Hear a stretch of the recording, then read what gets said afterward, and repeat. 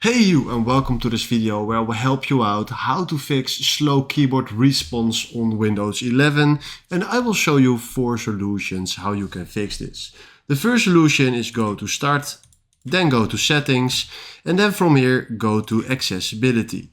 Then right here scroll down, go to Keyboard and make sure that the filter keys option got turned off, so like this.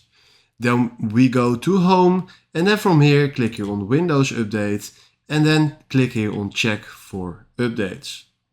Right now he will install the latest update for our PC, aka our keyboard 2, and then after this reinstall your PC, and that is solution 2.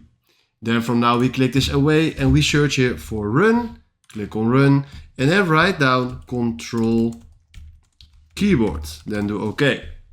Then right now make sure that the repeat rate is standing here on fast. And then this is the most important part of your keyboard properties. Then click on apply and do OK.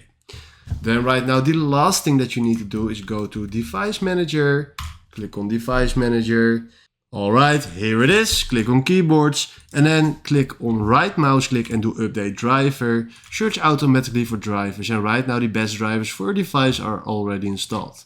Do this for all the 3.